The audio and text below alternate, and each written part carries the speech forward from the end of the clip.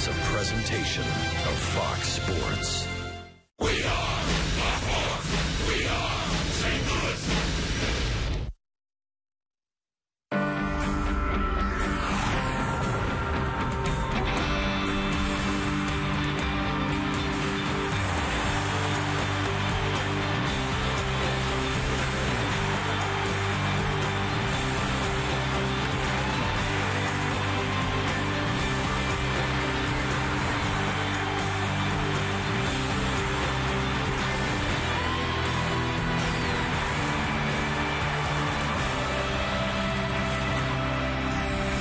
Exciting day here at Roger Dean Stadium. Earlier this morning, their ace, Adam Wainwright of the St. Louis Cardinals, signed a 5-year extension.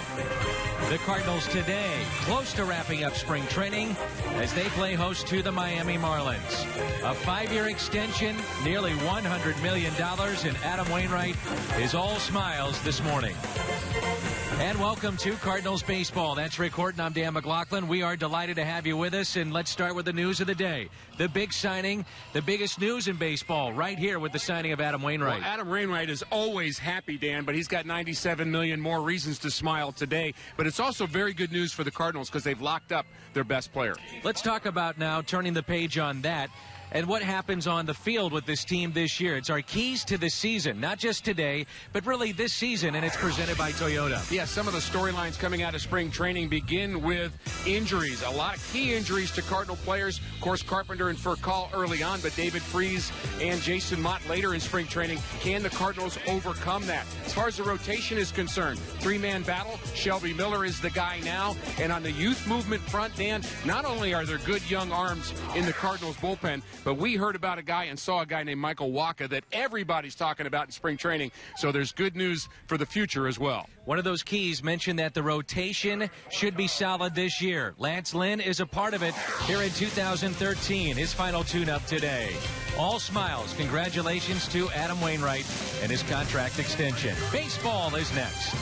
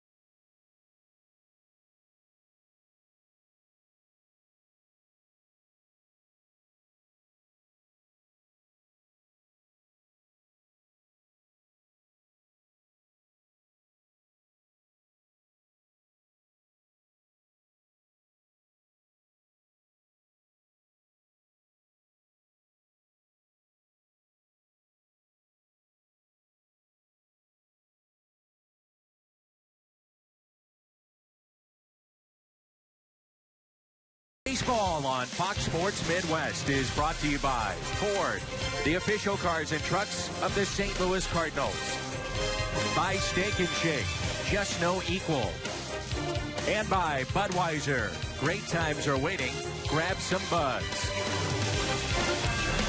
This is our final telecast of spring training here on Fox Sports Midwest.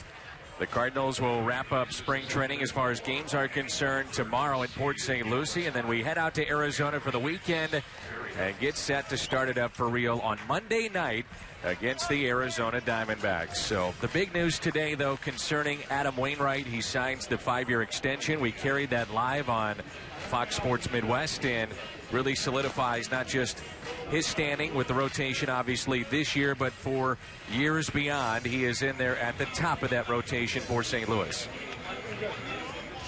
Take a look at the lineup for the Miami Marlins. It's Juan Pierre, and then Donovan Solano, Giancarlo Stanton, Placido Polanco. That's right, he'll bat cleanup in this lineup today. Then Greg Dobbs, Justin Ruggiano, Rob Brantley, Edeni Echevarria, and Justin Nicolino, who's one of their highly touted prospects. He'll be on the mound this afternoon.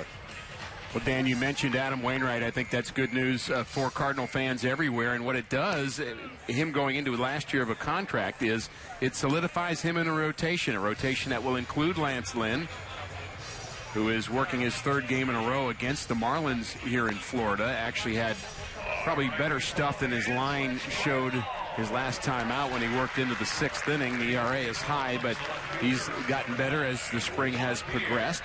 But for a young pitcher like Lance Lynn to know that Adam Wainwright is going to be the guy at the top of the rotation for 5 years to come, I think that's good for the entire pitching staff and for the organization. Mike Matheny embarking on his second season at the helm of the St. Louis Cardinals. A different spring training, I think, in many regards for him. Last year this time, replacing the legend that is Tony La Russa, answering the questions about not having Albert Pujols in the lineup, and just seems to be, I think, a more comfortable, I know he would not like us to use that term, but for us viewing him, I think it's been a more comfortable camp for him. Yeah, other than the fact that he has had to endure back pain. That happened early in spring training as well, where he had some back issues. There's a bunt attempt.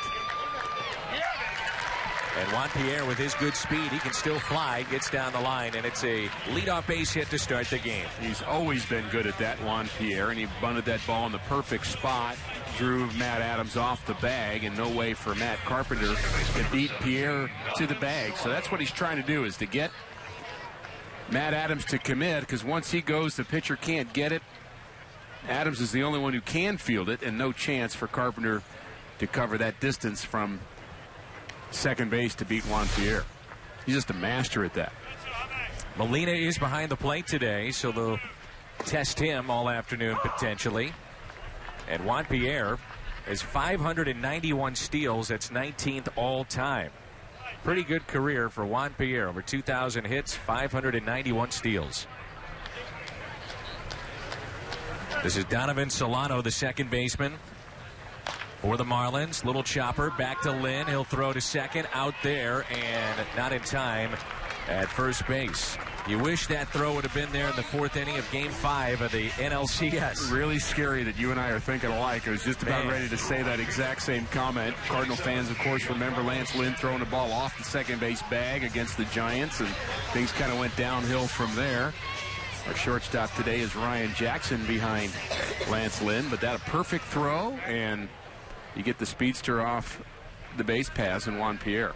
What we're referring to is a chance where the Cardinals were in trouble, first and second. At the plate, it was Hunter Pence, comebacker to Lance Lynn. He threw it away. And really, the Cardinals, from that point forward, never recovered. And you can't blame it on just one event, because as the game unfolds, other things happen. But it sure seemed to be a turning point when things started to go south. Really, nothing good happened after that. And at the time, you had the sense that the Cardinals were going to go back to the World Series again. And the first year for Mike Matheny that you talked about would end up in storybook fashion. Still have to say it was a very, very good year for him amid all the issues that he was dealing with. But we are happy to say that his back seems to be better. He's walking around much more comfortably than he was a couple of weeks ago. Giancarlo Stanton at the plate. Looks at strike two, 1-2 the count. Stanton was part of Team USA in the World Baseball Classic. And thus far this spring, 3 homers, 8 RBIs. You wonder how many pitches he is going to get to even swing at in the middle of this lineup. Not a lot of protection around Stanton. One of the things they like about their lineup, though, with Pierre and Polanco now playing for the Marlins, both of those guys strike out very seldomly. So you've got guys that make contact, guys who put the ball in play. This is a team that struck out a lot a year ago, and they could be table setters. You mentioned Polanco hitting in the cleanup spot. That's an odd place for him, but you can project him as the 2-hitter in my mind. Popped up to the right side. Adams is over and out of play.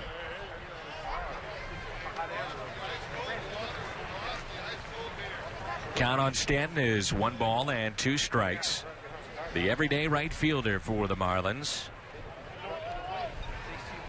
Age of 23 and already 93 career home runs. And last year he had a sore knee that he dealt with all season. Hit 37 out of the park, drove in 86. 1-2 pitch. Got him to chase.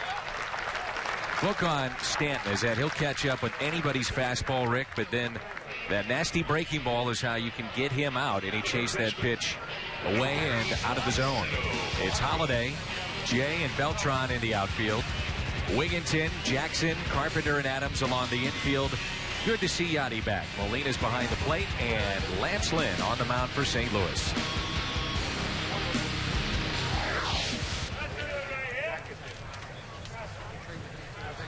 So here is Polanco. Key for the Marlins will be keeping him on the field. Little chopper to Ryan Jackson. Glad you're with us. Sunny day, beautiful afternoon for baseball. Adrian Chambers flexing his muscles.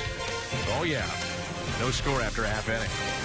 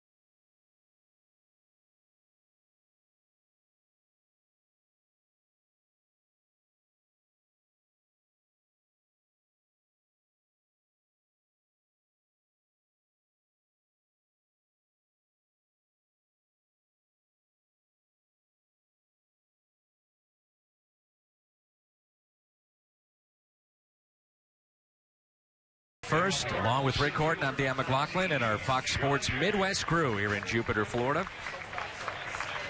John Jay leads it off for Mike Matheny's club, followed by Carpenter, Holiday, Beltran, Molina, Adams, Wigginton, who's had a tough spring, Ryan Jackson, Lance Lynn, and that's presented by Fairmount Park. Looking forward to Carlos Beltran getting a few at-bats here this afternoon. We haven't seen very much of him of late. He's had his foot issue. Justin Nicolino is the left-handed starter for the Marlins today. Very good record in A-ball a year ago, 10-4. He came over from Toronto. And that is a fair ball off the glove of Polanco down into the Marlins bullpen. And John Jay trots into second base with a leadoff double.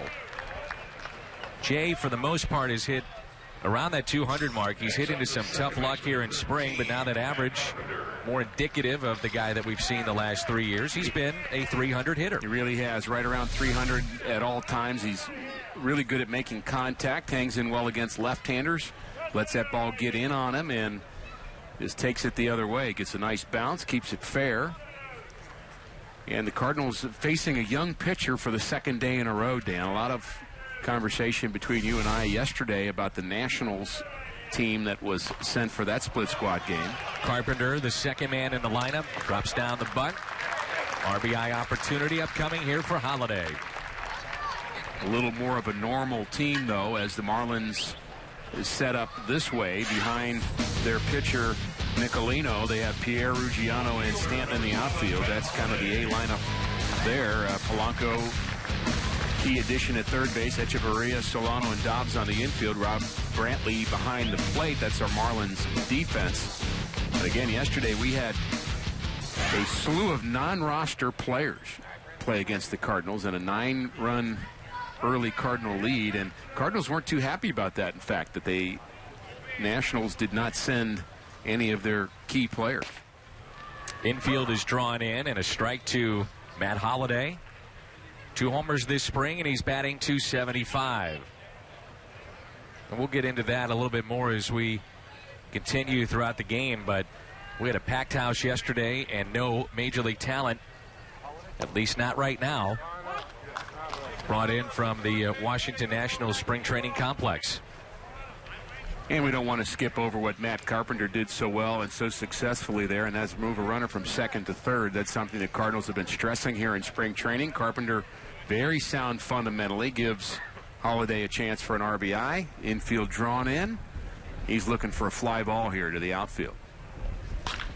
Or he'll take that, a base hit up the middle. A 1-0 lead for the Cardinals here in the first as Holiday picks up his 7th RBI this spring.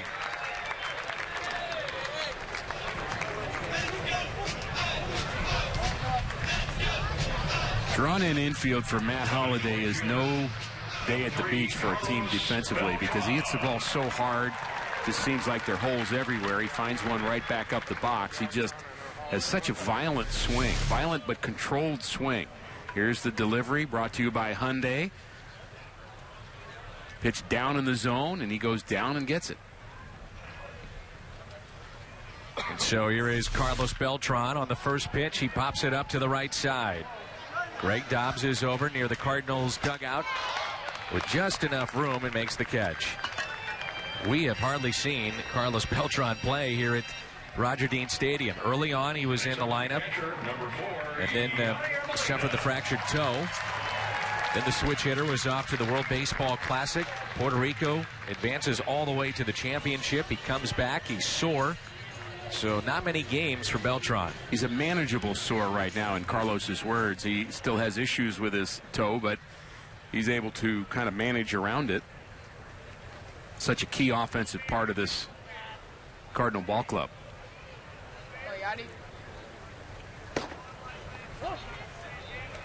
A ball inside to Yadier Molina, who's hitting .476.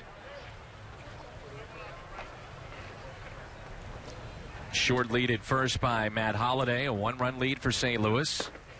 That's taken down and in. I talked to Yadi yesterday, and Rick, he is in tremendous shape. And looks great, doesn't he? Yeah, and I asked him, I said, have you lost a little weight? And he said, absolutely.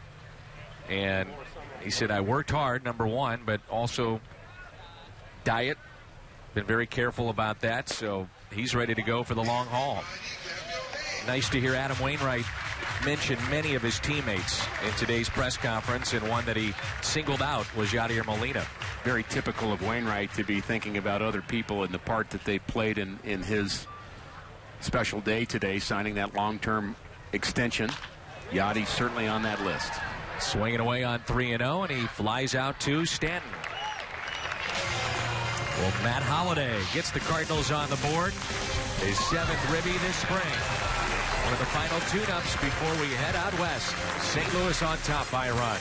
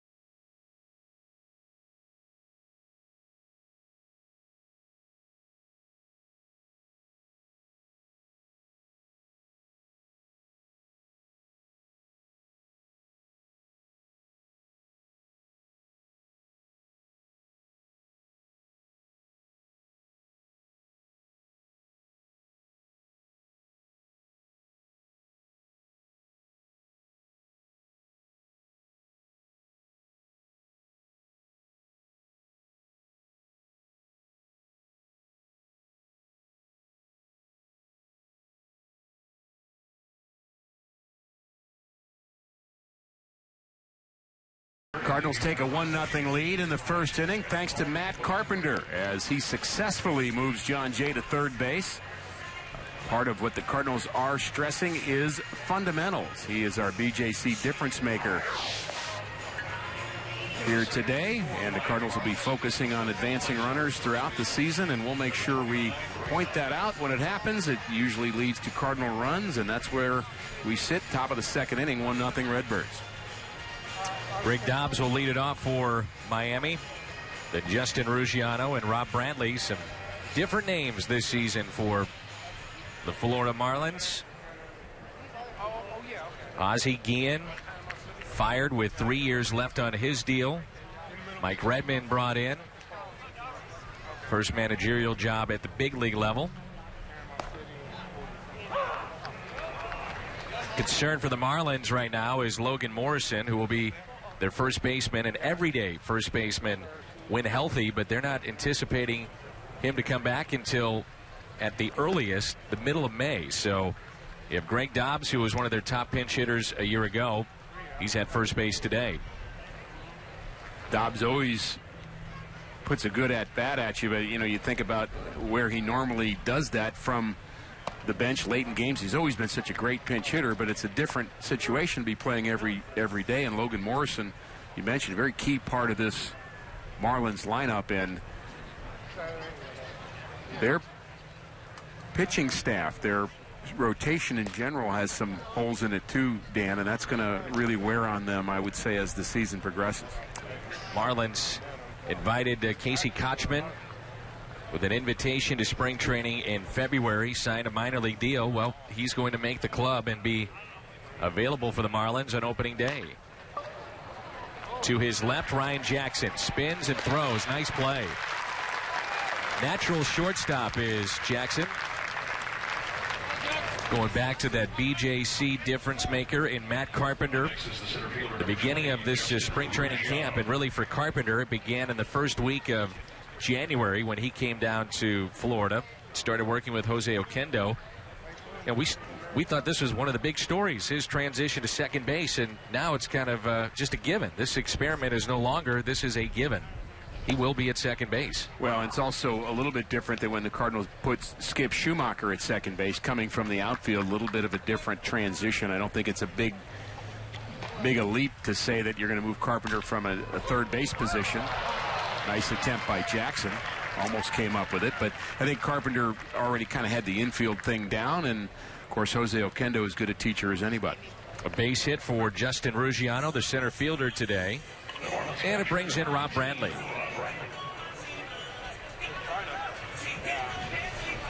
Brantley and Kyle Skipworth, former first-round pick, will split the catching duties this season for the Marlins. John Buck was traded away. Really a fire sale again for the third time for the Florida Marlins.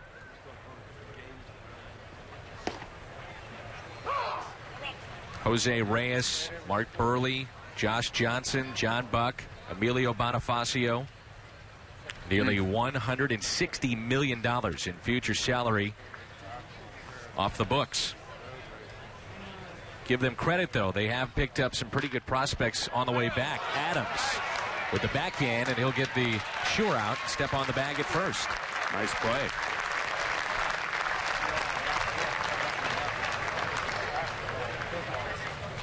The shortstop, number 3. Earlier today, Jose Oquendo was putting Adams in the proper position exactly on this type of play, and that was at around 10 o'clock today on the field. Yeah, Mike Aldrete was out there as well, former first baseman who's the Cardinals bench coach, and it's a matter of getting off the base with the pitch and being ready.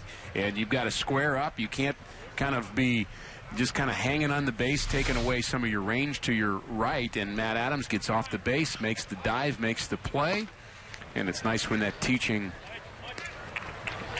develops into an opportunity within that same day. So nice play by Adams, and you just like the fact that he got the sure out there. This will be their everyday shortstop, Adeiny Echevarria. They picked him up from Toronto, and we saw him the other day, Rick. He is slick with the glove at short. Sure is.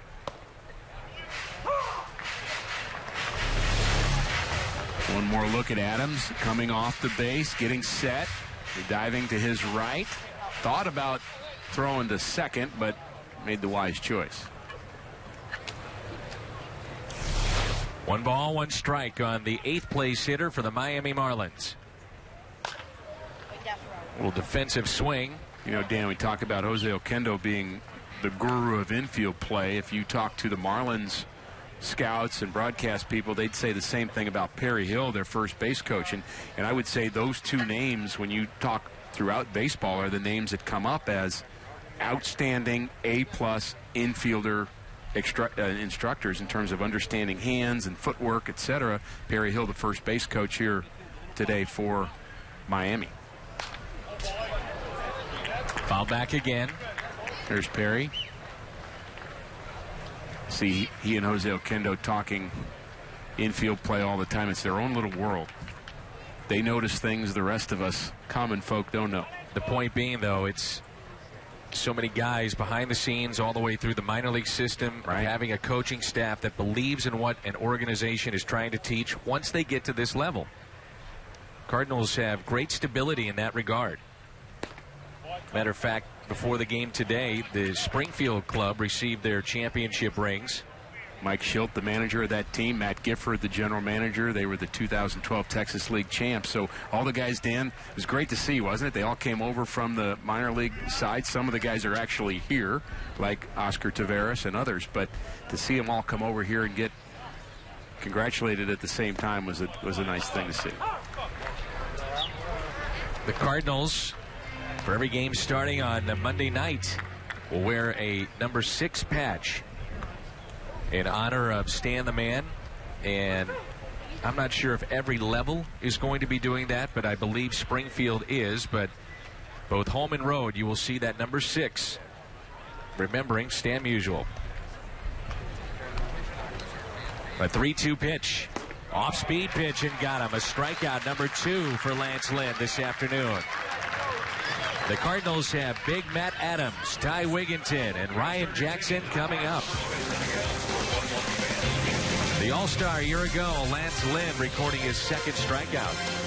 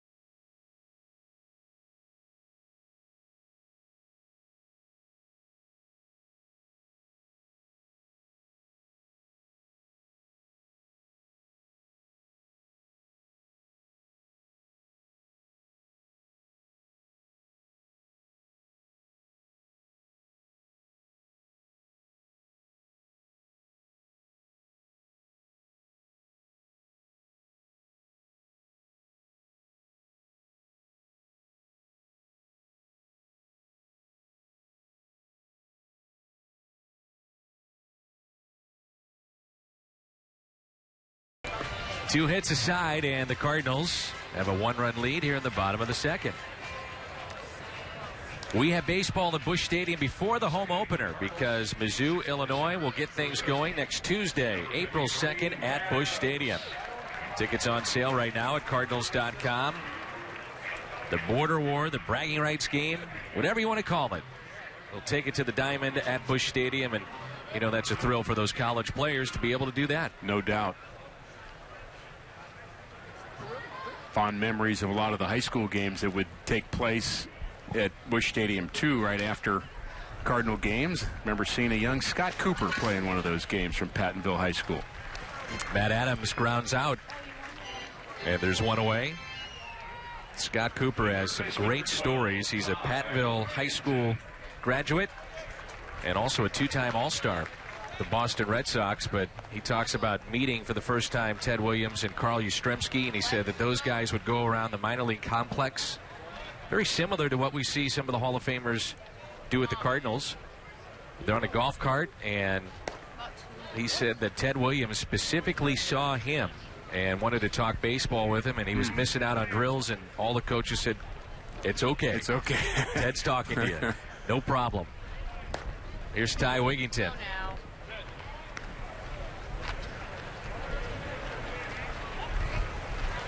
Let's go, Rob.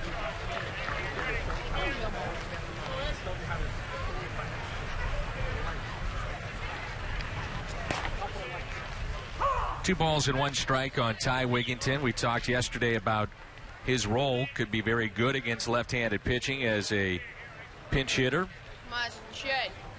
277 plate appearances the last 2 years against lefties, and his on-base percentage has been around the 400 mark, so that is a plus. However, this spring has been tough on him. Timing's been off for Ty Wigington. A lot of the at-bats that I've seen, he's kind of rolled his hands over and grounded out to the left side of the infield. The timing, again, just a little bit off. Well, one of the things that we've really enjoyed about spring training this year is the fact that we've been able to do more. And hopefully our fans have enjoyed that. We want to thank John Dennison, who heads up and helps run Niles Media Group. They partnered up with Fox Sports Midwest, and we had more spring training games this year than we ever have, and we hope to continue that and increase the number next year. You never know. Well, they've done a great job, and I think our fans appreciate being able to see players like Oscar Taveras and Michael Waka a little bit more, some of the young talent. Ryan Jackson, we're seeing him play. Greg Garcia is a name people know now, and so it's not just kind of a name that you hear about or read about, but you get to see them play and start to understand their style a little bit more. So I love the expanded coverage in spring training. It was short lead at first by Wigington.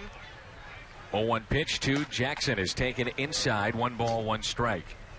The Cardinals have these players that are just the interchangeable parts, and Jackson may fall in that. Garcia, Descalso, to an extent Matt Carpenter, and what I mean by that is multiple positions and play them defensively above average, and the Cardinals have that with some of these guys.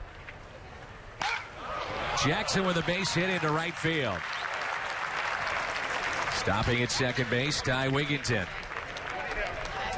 Jackson, one of those players that can play multiple positions. We've seen him at shortstop. That's his natural position. He played second yesterday, and he really executes well here, finding a hole on the right side. The key is to make sure you don't hit the runner, Ty Wigington. There's the delivery, kind of a late jump by Wigington, the hit and run. Watch out.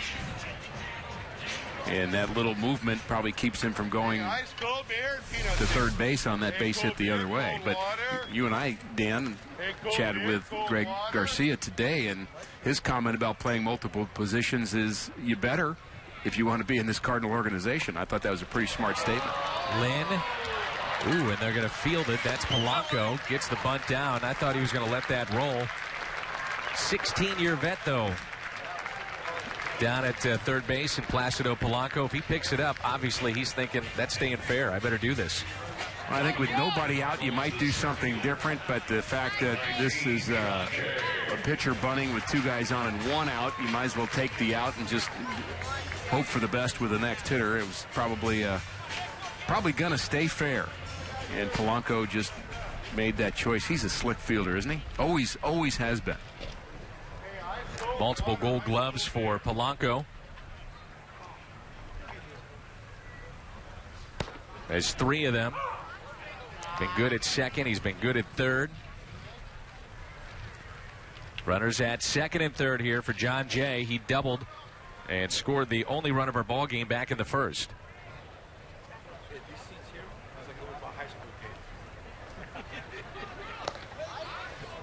I'll tell you a little bit about this lefty, Nicolino. He is in the top 100 of all prospects in baseball. Marlins acquired him from the Blue Jays. That was part of the 12-player blockbuster trade back in mid-November. Second-round pick by the Blue Jays in 2010. And that's why some scouts and those that follow the minor leagues believe that although the Marlins gutted their team from a year ago, they did get pretty good prospects coming back. And, you know, others have said to us even this spring that that trade, if it wasn't focused on a new stadium and what the Marlins had in their past with gutting teams, it would have been looked at as a favorable trade possibly for Miami. The proof always is in the pudding when it comes to getting young players, because it's not just getting young players. You want to get good young players. So that's where your scouts become very important in an organization at the pro level. And I think the Marlins have done a good job of that. When they do the turnover, they're getting players that will ultimately impact. Cardinals once traded for a young guy in the Braves organization that nobody had ever heard of, and his name was Adam Wainwright. And I would say that one worked out pretty well. Cardinals strand 2, the strikeout of John Jay. First strikeout for the lefty, Justin Nicolino. 1-0 after 2.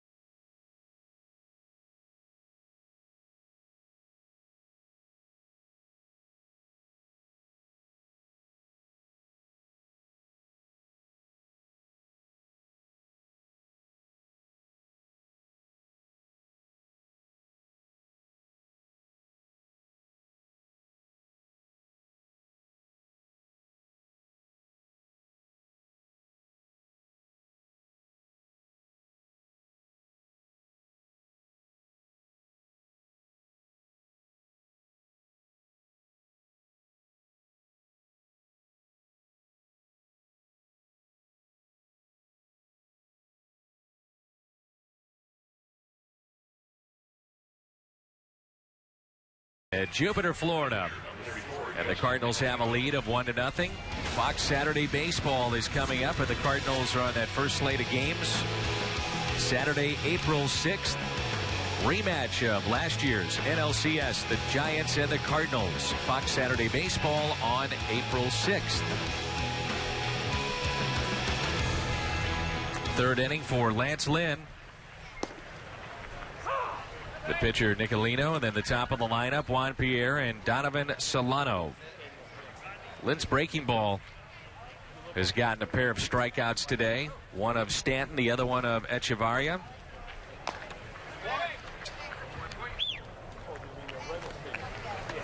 Rick Horton had mentioned that trade. It was December 13th of 2003. And really a trade that changed a portion of the franchise. Team was on an uptick because of 2001 and 02. Franchise was mathematically alive in the final weekend of 2003, and then 04 was one of the great teams we've had in recent memory. But the Cardinals, along with Ray King and Jason Marquis, picked up Adam Wainwright for outfielder J.D. Drew and Eli Marrero. And again, of the three names the Cardinals got from the Braves, the name that probably was the most prominent at the time as a young starting pitcher with the Braves was Jason Marquis, but it was also a way to help the left-handed side of the bullpen at the time with Ray King, who had some good years. But I recall Walt Jocketty at the time telling me that the name you're going to remember from this trade, I can promise you, is Adam Wainwright. 29th overall pick, Wainwright in June of 2000. Ricky and I went to Twitter earlier today to ask fans about the greatest trades in franchise history, and Molina was ready to throw that down to third. I think we all were ready to turn the page on Nicolino. Now the count runs full. Your Twitter handle is? Ricky H49. Mine is Danny Mac TV. And I very well know that, but we want other people to know that as well, because Danny Mac is in the Twitter world, ladies and gentlemen. Danny Mac TV. And so we were asking, where will this trade rank before it's all said and done? And clearly you have Lou Brock, Ozzie Smith, two Hall of Famers that will stand out above any other, depending on how this all eventually winds up, you would figure, with Adam Wainwright. But then you have some of the other guys that may not be Hall of Famers, but boy, great players in Cardinal history, and probably will be Cardinal Hall of Famers, meaning in the Cardinals' particular Hall of Fame, but just those that wore the uniform. I think of Willie McGee, Jim Edmonds. For Bob Sykes for the Yankees, and Ken Bottenfield for Edmonds. At that time, it's a strikeout.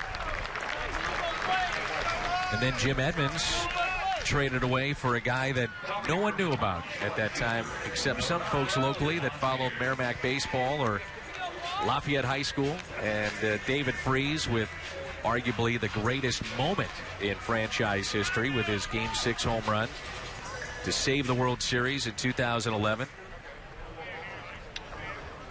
And still some chapters to be written in the book of Adam Wainwright, undoubtedly. But here he is, storybook season of 2006. There's a ground ball to the right side. Carpenter was playing a few steps in, and they get the speedy Juan Pierre, 2 away. Very smooth for Carpenter. Didn't kind of hurry that. Very well aware of the speed of Juan Pierre. And one of the first things that you try to teach an infielder is kind of not to panic and not to rush things. There's a speed and a cadence and a flow to being a good infielder, and letting your hands, trust in your hands. And really, we haven't seen anything out of Matt Carpenter that shows he can't play that position. I haven't seen anything negative about him at all. He just seems to be solid. That's back to Lynn, and he has it fisted out there by Donovan Solano, and he is 0 for 2.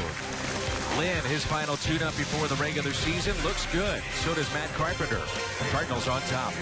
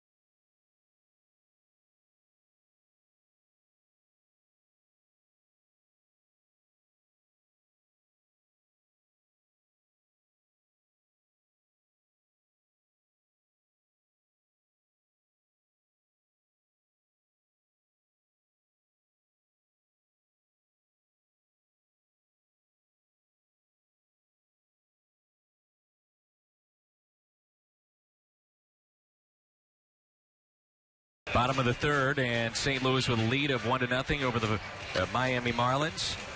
MLB.com at bat. Follow the Cardinals with MLB.com at bat for iPhone, iPad, or Android. Text at bat to 31826 or visit Cardinals.com for info. Rick, I needed to go to sleep last night, so I watched the replay of our game. What are you trying to say? I put me to sleep. It was perfect. You did not like the early Cardinal lead, 9-0 after 3? Yeah, after 3 innings, I was able to. I knew the outcome. I got to tell you, I had a. And I do that with my MLB.com at bat. Gotcha. Well, I'm glad we could put you to sleep last night, but I had a sick feeling doing the game yesterday that we were looking at a game that could be 25-0. I mean, I really felt that early on. We were watching a Nationals team that, again, sent all their non-roster players over. The Cardinals, again, really not happy about it. It's not really what you want to see in tune-up games right before the start of the season. There's a rule in place that you have to send 5 of your top players to every split squad game, except for years where they have the World Baseball Classic. They relaxed that. And the Nationals took advantage of that, sent a lot of guys over here that were names that, well, we're not going to hear about ever again, perhaps, and it could have gotten ugly. Rick, there's a prospect book that is out that comes out really just before the minor leaguers report, and the book listed 2 of the players in that starting 9 yesterday in their top 20 or 25 prospects. So we weren't even seeing the top prospects of the Washington Nationals, and what's, I think, frustrating from, well, there's a lot of different angles. Number one, the baseball angle of just trying to be sharp at the end of the season, but then this game is about the fans. I mean, the fans want to see somewhat quality baseball, major league level, even in spring training, and so somebody in December sees the schedule come out, and they think, well, potentially I may get to see Steven Strasburg in his final tune-up, maybe Bryce Harper. Right, Ryan Zimmerman. Yeah, none of those guys were here. And a bit in the defense of the Nationals, there's also a rule that once you option out a player who's on your roster and send him to the minor leagues, which would be the case for a lot of their prospects, you're not allowed to use them in a big league game again. So the Cardinals, as an example, when David Freese was put on the disabled list, they recalled Ryan Jackson. And that's the only way they're allowed to actually use Ryan Jackson in games now, is he is back with the big league club, officially recalled. And again, the Nationals did not have the option to send some of those players over here, so we got what we got. RBI single for Holiday. First time up to account for the only run. Holiday is just one of those guys that's kind of a given now. When you think about what he brings to the table, as long as he is healthy, it's 300, it's 25 home runs, 100 RBIs. Pretty good numbers. Pretty good numbers to count on. And injuries are always something you're concerned about with him, because he plays hard and he's such a physical guy too. He really has worked at his defense. In my mind, that's been one of the things that I've really seen over his time as a Cardinal. You really see him dedicated to being out here early, Dan, working on his throws to each base, and he really kind of set out to become a better outfielder. And I'm not saying he's going to win a Gold Glove anytime soon, but he's working at being as good an outfielder as he can be. And defense, as we say all year long, still matters. 3 balls and 1 strike with 1 out, nobody on. And Holiday rips it up the middle again. Almost the identical place of his first base hit. A 1-out base hit. He's 2 for 2, and it brings in Carlos Beltran.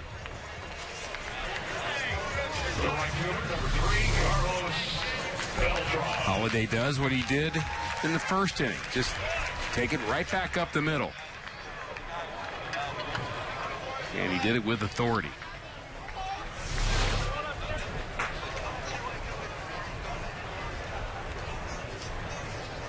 Beltran on the first pitch he saw, popped it up, foul territory, back in the first. He's 0 for 1. So he hits from the right side. Just to throw this out there, we had Holiday a late scratch a couple of days ago. You were a little uncertain about the toe of Beltran.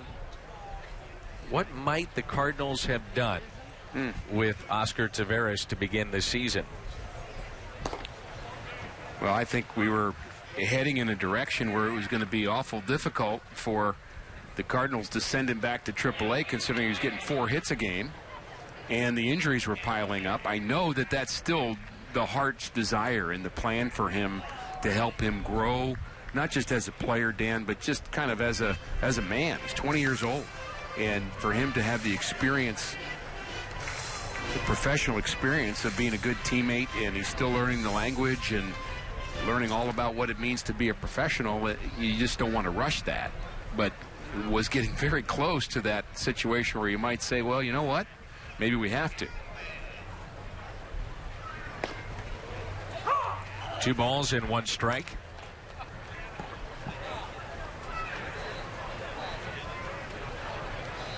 Oscar Taveras has been able to communicate with guys like Beltran and Molina and John Jay that are bilingual, and also his manager, Mike Matheny, as this has popped up to the right side. And again, Dobbs is over, out of room. And Dan, Mike has said to me, Rick, that these 3 guys, Jay, Beltran, Molina, first thing they did is they wanted his locker, his stall in the clubhouse to be next to them so that they could help him and interpret if need be, but also just to show him about leadership and seeing a major leaguer like this. Well, and Molina will be part of that, and I'm talking Benji now, too, as a coach, to help Taveras whenever he gets here in terms of the interpreting part, and he's already getting some help with his interviews, etc. And it's nice that his teammates are assisting as well, but there's a new rule in baseball, Dan, that you can have a 7th coach, and I put that coach in kind of in parentheses, that is allowed to be in uniform in the dugout, and it's always been 6. But now it's 7, and the primary purpose is to be able to have somebody that could be there as an interpreter for a player that you may have that needs help with that. 4-6-3 on the double play as Beltran just trots down the line. At first, he's been instructed to do that with a sore toe. 1-0 after 3.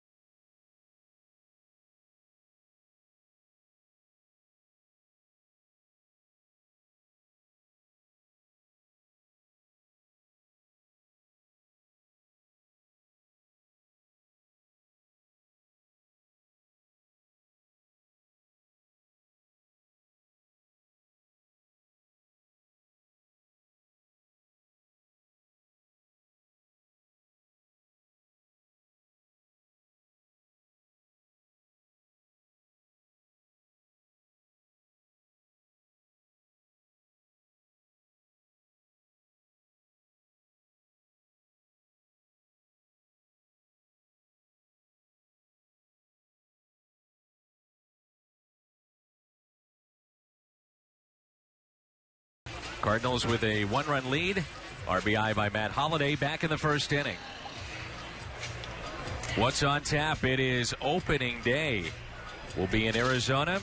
Pre-game starts at 8 Central. Our Budweiser What's on Tap. Looking forward to that. It's the Diamondbacks, the Cardinals, and then we'll have a day off after those 3 games.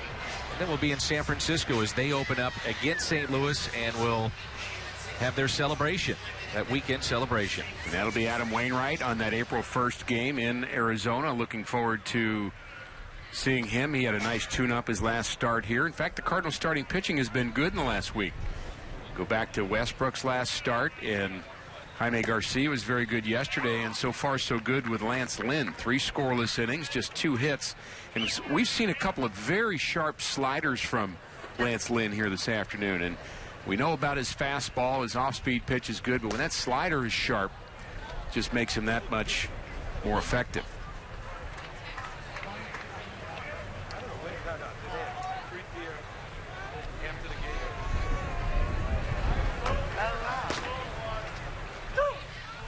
Talked an awful lot about Lance Lynn and the weight loss. Dropped about 40 pounds, cut his hair, clean shaven for the most part.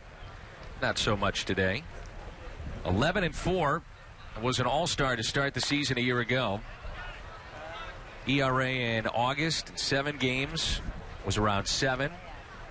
And all told, he made 29 starts, 176 innings.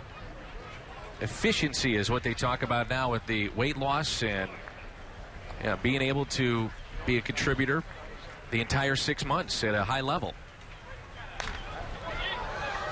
1-2 the count. Well, I think you have to start giving some credit to the Cardinal strength and conditioning coach, Pete Prinzi, really the whole system that John Mozeliak has in place to get guys in tip-top shape. And, we've mentioned it about a number of players already this spring. We say Mitchell Boggs looks better. Yadier Molina, you mentioned, looks better. Matt Adams has dropped some weight.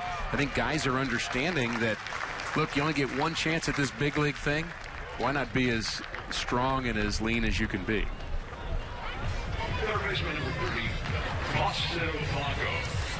First homestand, we will see the Milwaukee Brewers, and on that Friday night, it's the Mutual Harmonica giveaway. Comes with its own case. A night in which the club will honor Stan the Man, Friday, April 12th. Mention this to our fans outside the Metro St. Louis area that make a weekend of it in St. Louis. That following game on Saturdays, Polanco didn't like that call, will be the alternate jersey giveaway, and then the Yadier Molina gold and platinum glove giveaway on Sundays. So 3 consecutive very good promotional items that weekend against Milwaukee. 0-1 pitch to Polanco. There's a fly ball out to right. Beltran, wind is swirling near right field, and he puts it away for out number 2.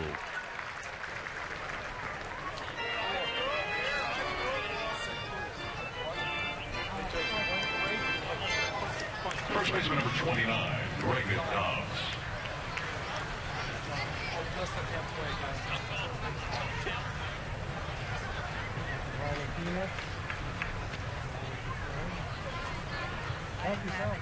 Here's Greg Dobbs, who had a hit taken away by Ryan Jackson first time up. 0 for 1. Jackson at shortstop.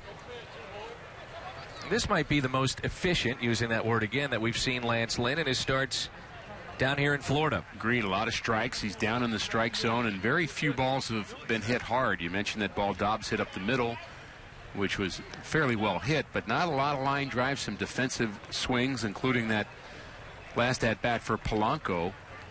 Only 49 pitches and only 14 balls out of the strike zone for Lance Lynn.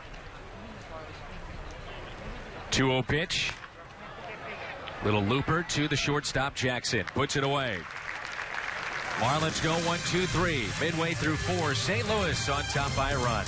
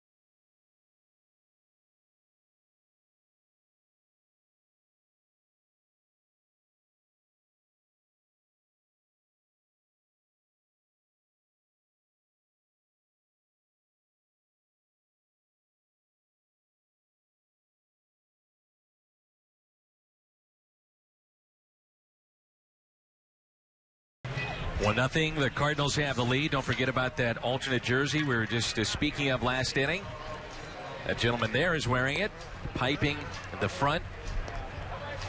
Look towards the past and the history of the St. Louis Cardinals with the birds on the bat, St. Louis on the front. It's presented by Lumiere Place Casino and Hotels.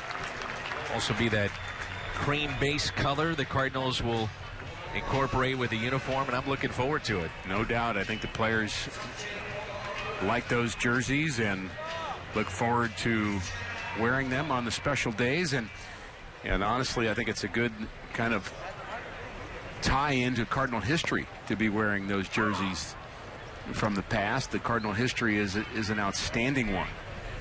And we will, of course, be celebrating and mourning at the same time the life of Stan Musial throughout the season. You mentioned the patch that will be in place on opening day in Arizona.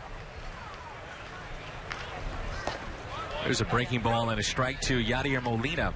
Always fun to see the tradition of the Cardinals through the eyes of some of the younger players. When the Shelby Miller all of a sudden enters a rotation for the first time in the major leagues, for him to kind of get this connection to who Ozzie Smith is and who Red Schoendienst is and how important they are to the history of the birds that he happens to be wearing on his chest, Bob Gibson and others.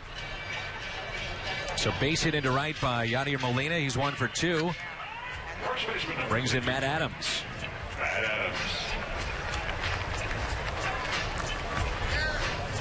You would assume we wouldn't see Adams get 500 at-bats this year. You never know with circumstances, injuries, whatever happens.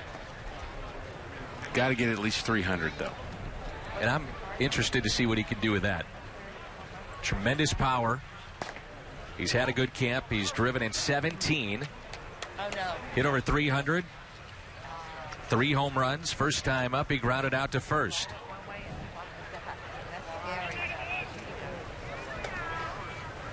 Short lead at first by Molina.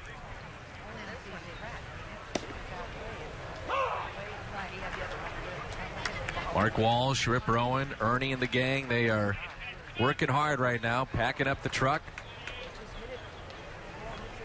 One truck, couple trucks really, head back to St. Louis and then pack up after the game tomorrow and head out to Arizona.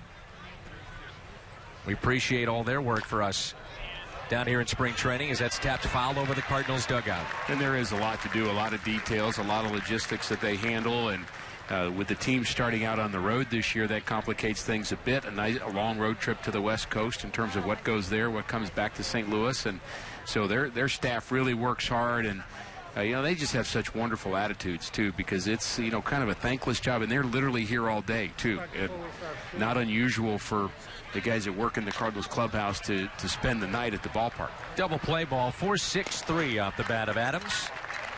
So Molina's base hit is erased on the double play, and in steps Ty Wigington. Mentioned that Springfield received their championship rings earlier, and many of those guys that were part of that championship a year ago, we've already seen contribute the big league level. As Matt Gifford runs the show in Springfield is here. And Oscar Taveras won a batting championship, MVP of the league, and then you think about Trevor Rosenthal and the impact that he had, tremendous for the St. Louis Cardinals. This may drop, and it will. Well, it's one of the things when you think about a player like Oscar Taveras, the fact that he's been able to play on winning teams and championship teams in his minor league development, I think speeds up his development, because you don't have a guy that's, say, hitting 360 on a team that's not winning, and you've got to train into him that it's not just about your own performance, it's about the team. He's experienced that. He's experienced the joy of making that final out, or getting that final out, or getting that final hit to win a championship. And to me, that's just a plus for a player like Taveras. Ground ball that's tapped foul. Ty Wigington also started spring training, mentioning the loss of Chris Carpenter and what he brings to a clubhouse, and Skip Schumacher, Lance Berkman. That's also one of the reasons why Ty Wigington was signed by the Cardinals, a veteran presence, 35-year-old. on the inside corner, and he strikes out. Second strikeout for Justin Nicolino. Congratulations to Matt Gifford and Springfield receiving their rings earlier today.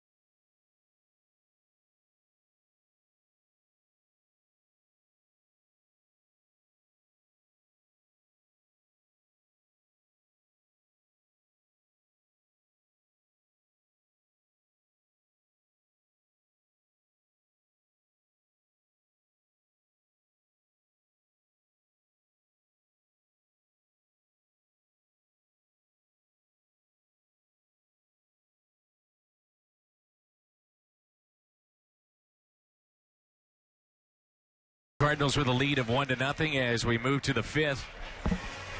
Justin Ruggiano will lead it off. Boy, Yachty, he just loves that gold and platinum glove. Gives you a little wink, the thumbs up. He says, you need to be there. Sunday, April 14th, Yadier Molina Gold and Platinum Glove Award. Presented by Rawlings, and that will be on that Sunday against Milwaukee. Milwaukee has added Kyle Loesch. The top of their rotation, they have Giovanni Gallardo.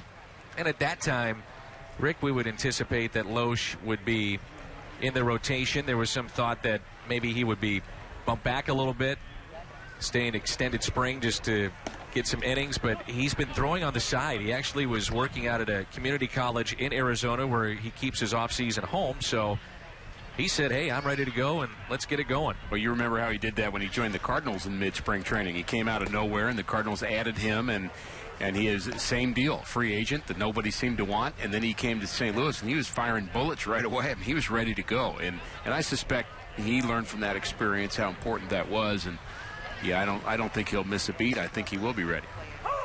There's a strike to Ruggiano, singled first time up. As we saw at the end of last year, their lineup was very, very good and nearly snuck in the playoffs. But their pitching wasn't quite to the level that they had had in years past. They made the additions of a Greinke or Sabathia. So Loesch signs a 3-year deal. And again, he'll be behind Gallardo in that rotation. Give me your thoughts on Lance Lynn today. Well, I just had this picture of Kyle Loesch untucking his jersey, and I was just feeling kind of nauseous thinking about that. That's not going to happen. He's not going to do the untuck the jersey, Loesch, as a Brewer, is he? We're not going to have to deal with that. Not a chance. Oh, good. I didn't think so. It was Mike Cameron. Remember that? I know. Do I ever? But my impressions of Lance Lynn, to get to your question, he's been as good as you could expect him to be. This is the guy that was the All-Star a year ago at the midpoint of the season, just firing balls low in the strike zone. I really liked his slider so far. I think that's been a difference maker, and he's piling up the strikeouts. There's another one. Strikeout number 5. The delivery of Lance Lynn. He was off a bit early on and with his release point and his timing in spring training, but everything together here. Really not a lot of complication to that delivery. Good finish. Generates a lot of power.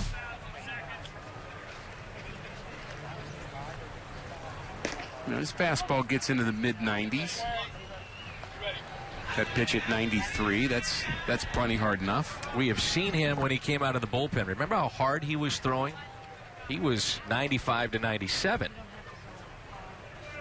But Rick, you could explain, because you were a guy at times that was a starter in your career and also coming out of the bullpen, but how you could serve a little bit if you're a starter, so to speak, and then if you know you're in there briefly, you just let it fly. Well, one of the things that he learned as a closer is just how good he was when he let it go, and I think that experience helped him as a starter to say, I don't want to give up too much. I don't want to conserve too much when I become a starter. I don't want to be a guy that's just kind of trying to be fine. In fact, Dyer Miller at the time, who'd worked with him in the minor leagues, had encouraged him at the AAA level to just let it go. And his last season as a starter in AAA, his fastball went up 4 or 5 miles an hour. And all the Cardinal folks were saying, well, where was that? And he goes, well, I always had that. I just felt like I needed to conserve maybe too much.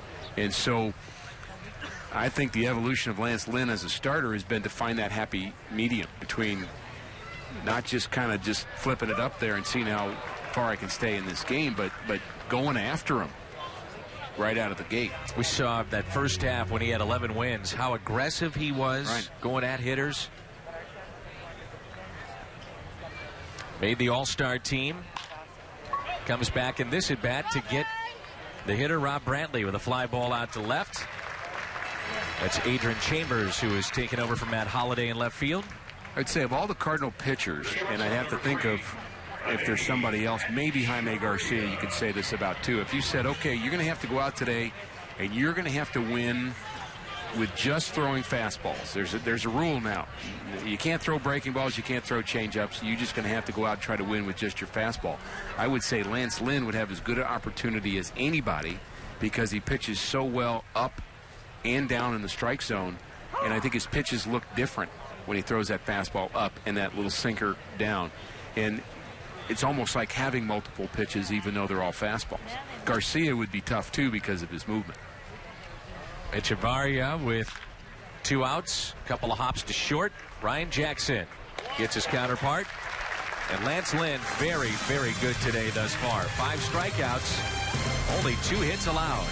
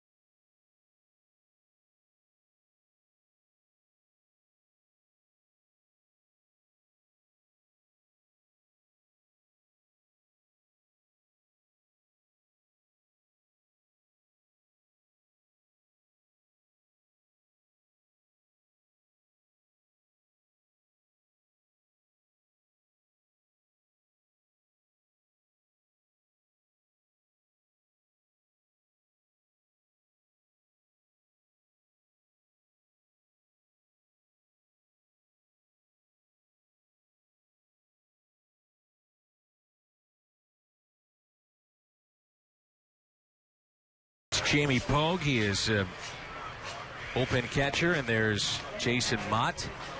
Unfortunately, he'll start on the disabled list, but we'll be with you opening day. That'll be on Monday. 8 o'clock with the extended pregame for opening night. Cardinals and Diamondbacks. And a new-look team for Arizona. They've been suffering some injuries here down the stretch. Jason Kubel has had an issue. Willie Bloomquist.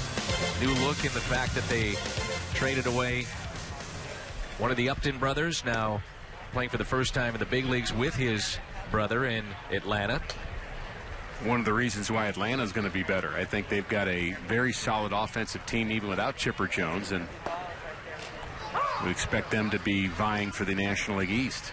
Stephen Drew, as we get a look at the Cardinals shortstop, Brian Jackson today. Stephen Drew signed with Boston in the offseason, so no longer with Arizona, but your former teammate at the helm, he'll have him ready to play, and that's Kirk Gibson. Yeah, Gibby will have him ready, that's for sure. You say that a little sarcastically. No, I say that with fear. Fear and trembling.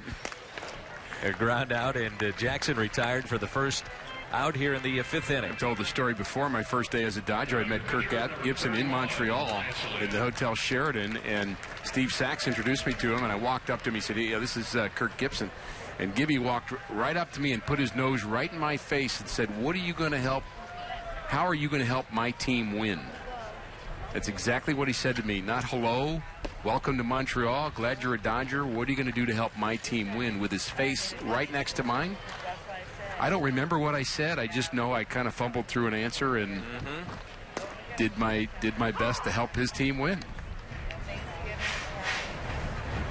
1988 Dodgers that won the World Championship. Also, he was a part of the 1984 Detroit Tigers. What I remember about Gibby is after every victory down the stretch, a team that really was a team that didn't hit very well, our starting shortstop hit 199, Alfredo Griffin, on the year. So this was not an offensive team. Mickey Hatcher, on that club, and Mike Marshall was hurt a lot, our right fielder, so our offense was not great. But after every win, he would get in the middle of the clubhouse and let out a primal scream. I mean, he would just scream at the top of his lungs, and that kind of became the team rallying cry. And it was kind of scary to watch. And to think of him now leading young, impressionable men out there in Arizona, interesting thought. 2 away, and he took over a team that, at the time, a couple of years ago, really struggling, and then turned it around, took them to the playoffs. It seems like, though, if you even think about when they had their championship run, they went out and really, spent money. And a lot of turnover over the years with the Arizona Diamondbacks, Upton. Chris Young is no longer a part of their team. He's now with the Oakland A's. And you would think that those players, up and into John Jay, would have been cornerstone kind of guys that you build around year after year. You wonder about the Diamondbacks, and you can maybe relate them to the Marlins a bit. Here's a pitch up and in on John Jay. Bunt attempt, and had to get out of Dodge in a hurry. But both clubs with success early, Dan, both the Diamondbacks and the Marlins winning early, but not really having the base of stability to keep that going and figure out now how do we pay to keep these good players. And I don't think they really were able to quite figure that out, especially the Marlins haven't. They just kind of win and then clean house. John Jay, after the bunt attempt, swings the bat. And another good afternoon for John Jay. Ideally, you'd love to have your number 2 hitter. It's Carpenter. You see the pinch runner. Be able to bunt. Be able to advance runners. And we've talked a little bit about it, how the Cardinals could have back-to-back lefties at the top of the lineup with Jay and Carpenter. Carpenter has shown that he's still very tough against left-handed pitching. Tony La Russa always mentioned trying to get damage from that number 2 spot.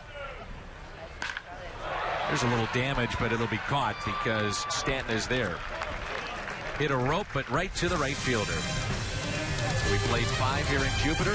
1-0 Cardinals.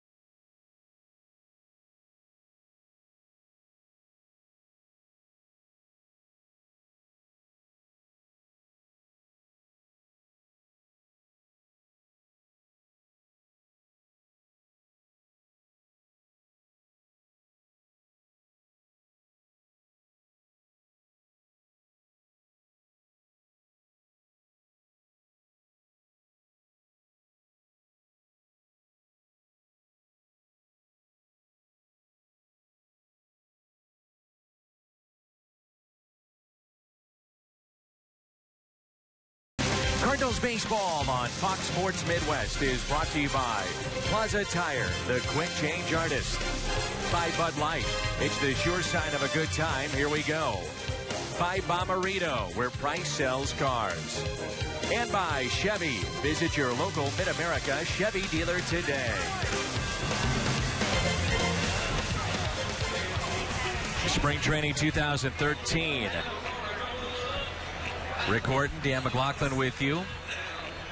We went to Twitter and asked fans to give us some of the trades that have been the best in franchise history. One that we overlooked, and I think it changed the dynamics of the franchise as Lance Lynn is pitching now in the 6th inning. Mark McGwire. I would agree. Cardinals picked him up. Fans in the seats, money generated, and to Mr. DeWitt's credit and the organization, they went out and spent that money, really changed the team. When you thought about the year of 2000, Vigna,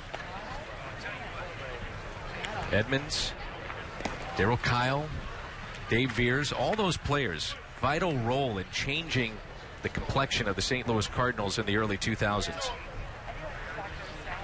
And again, your Twitter handle is? Ricky H49. Danny Mac TV. Please be nice. I'm sure we'll have some fun debates throughout the season, as we always do. I'm close to turning it off, but other than that, it's been great. 2 balls and 2 strikes. Well, we get plenty of ideas from fans that follow us. Of course, a lot of Cardinal players, if you go to the Cardinals website, they'll clue you in on some of the Cardinals. David Freese, very popular with his Twitter handle, and Jason Mott tweets a lot, and really become a thing that a lot of players like to do, just to let fans know a little bit more about who they are.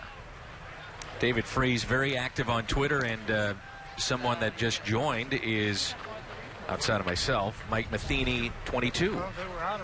Mike Matheny has his MikeMatheny.com. I've been helping the Cards manager with that, and we've been able to visit with some of the sport's biggest stars about youth sports. And Mike believes that he has a platform to hopefully really change things. There's a liner that's caught. As many found out when he was coaching youth baseball for his kids, he had the Matheny Manifesto, and that thing just exploded nationwide. And Mike was telling me the other day that he gets people all walks of life that come up and say thank you to him. And I watched it the other day. We're in Fort Myers, and a fan said, "Hey, Mike, thanks. I read your letter to your parents." And for people that don't know, it was a letter that he wrote to the parents of the kids that he was coaching about what he expected in behavior. There's an easy out for Adams as Pierre is retired. There's 2 outs, and this thing went viral. And so it's taken on kind of a life of its own, and good for Mike. He thinks that it can make really a difference. And it resonates with so many people because of what folks have seen for years on some of the negative things that you see in youth sports. And you know, everybody's talked about it, and people have complained about it, but Mike is just trying to do something about it. And he's doing it by just not only raising the awareness, but he wants to provide resources and materials for coaches and parents to look at that help kind of remind you of the reality of, hey, these are kids. They're kids playing games. Let's not get too serious about it. Let's let it be their world and not overtake it. And so many things a part of what that means to be a leader of character in youth sports. And Mike is just bound and determined to use his pulpit right now as a manager of one of the most successful franchises in all the world to influence people in a problem that has been persistent over, and not recently, it's been a long time since we've had that issue in youth sports. I did the interview with Joe Girardi when the Yankees were here. Took the microphone off him, and he said, Dan, hold on. I've got more I have to add to this. Yeah. I mean, he was so into it. Oh, it's a hot button. It really is. Where's that pitch? Donovan Solano at the plate. He is 0 for 2, but you'll see Jim Leland. Many of the players have chimed in, and they also offer tips on throwing and drills for kids in baseball, and you need to check it out, MikeMatheny.com. And one of the interesting points about this, too, is if you go on there, Mike has volunteered, clearly, because his name is on it, but he blogs. So he talks about, very personal things for him, which one was trying to basically remember when he was called up to the big leagues and having that opportunity to tell his guys now. And there's also the other way, too, when you have to tell a guy he's no longer wanted. Right. That's tough. And he's had to do that, and it's not the favorite part, obviously, of a big league manager. But I think I predict that it's going to be a good thing for Mike to be able to vent and to be able to level on the things that he really likes talking about. And he'll do that on his blog throughout the year. Be worth the follow.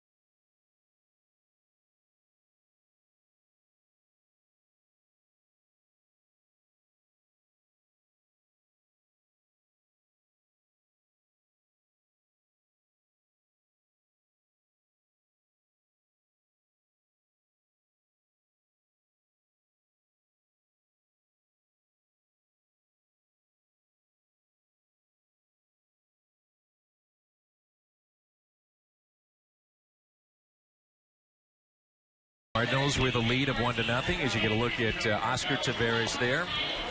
Lance Lynn has really settled in. Lynn has retired the last 14 in a row. Again, the Stan Musial harmonica giveaway is Friday, April 12th. That's to all fans 16 and over.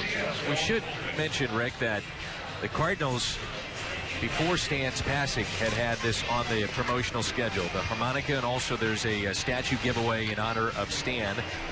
And we've had a lot of fans tweet at us. Danny Mac TV and Ricky H49 about opening day and what may happen as you get a look at John Roush, 6'8" right-hander, well-traveled. He's done some closing in his time in the big leagues, both with the Minnesota Twins, also some time with the Arizona Diamondbacks. But they talked about a special day for Stan, so wouldn't be surprising to see something along those lines on the Stan Musial harmonica giveaway, and as well on his statue giveaway later in the season. First plate appearance for Adrian Chambers. Chambers came in for Holiday, played 1 inning and left, and now is shifted to center field. You know, Dan, I remarked when Stan passed that I could not think of an organization that was more defined by one particular man than the Cardinals and Stan Musial. Think about the Cardinals, you'd think Stan Musial. You think other organizations, you might think of 4 or 5 different guys, but in the sense of, you know, what it mean to be a Cardinal, and there's been some great Cardinal players, but there was only one Stan Musial. And now you think about the great history of St. Louis, and one of the greatest players and pitchers ever to be in Major League Baseball is Bob Gibson. And now he, along with Lou Brock, kind of that next wave of greatness that comes through. Yeah, and I think he includes Red Schoendienst in that wave. Oh, absolutely. And you know, Whitey. Red, Whitey, Ozzie, but I think Red in some ways is the real thread to me between eras. You read, good point. Managed, he played, he's been a coach, a long-standing coach, and what you appreciate about Red Schoendienst is his humility and the fact that he's such a professional man. I'm fortunate enough to be at his 90th birthday party in February at Mike Shannon's restaurant, and everybody loves Red. Beltran in the air to right field. That'll stay in the ballpark. It is blowing in just a bit. And Carlos, first plate appearance from that side of the plate, now is 0 for 3. He's also bounced into a double play. Here's a look at the breeze. Not quite as much as we've had the last couple of days here at Roger Dean Stadium. A wonderful venue here. There's just really not a bad seat in the house. A lot of folks like to take in the game down by the Cardinals bullpen and the little berm down there and sit right behind the Cardinal relievers, but really any seat here is a good seat. And the weather's been fantastic.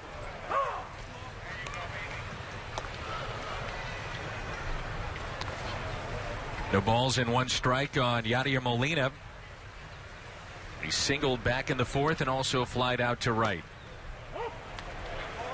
Now, Lance Lynn has done such a nice job for the Cardinals, but Justin Nicolino, the starter, the young left-hander for the Marlins, certainly impressed.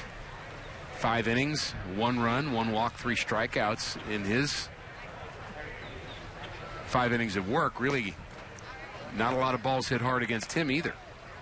Gave up a Cardinal run in that first inning. John Jay with a leadoff ground ball double the other way, and then Matt Holliday drove him in, and that's been the whole scoring.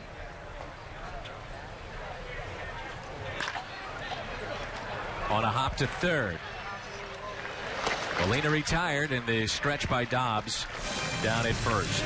Cardinals go 1-2-3 as we head to the 7th.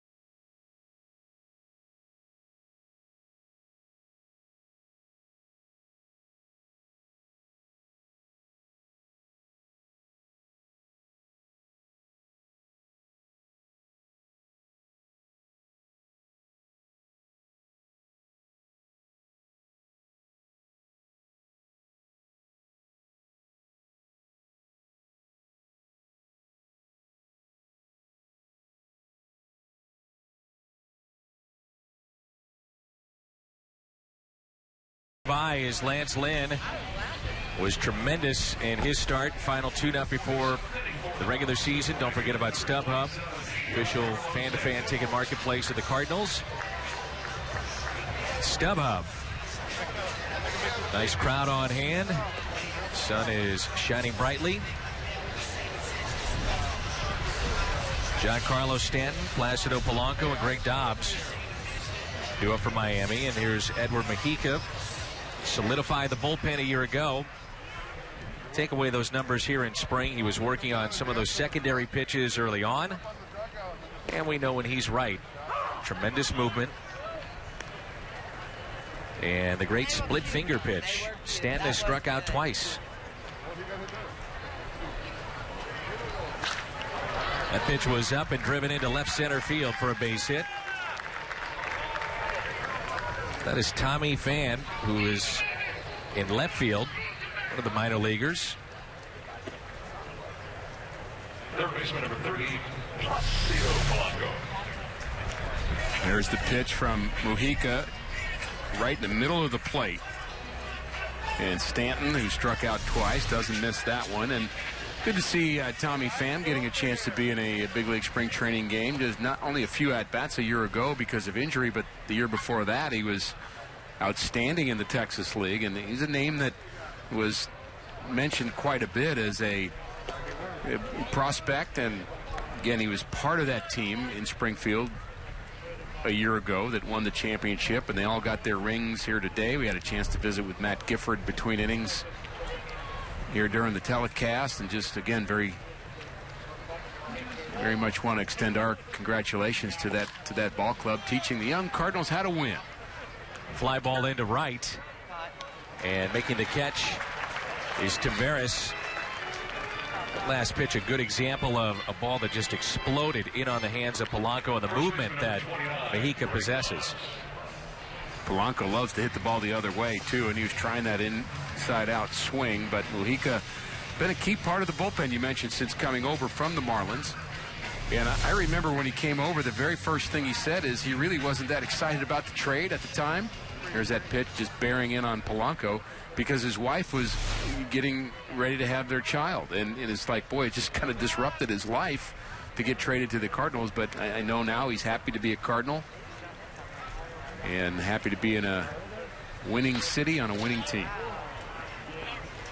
Foul back off the bat of Greg Dobbs. Grounded out to short. Also lined out to short. Dan, you have been mentioning our first telecast on Monday from Arizona, April 1st.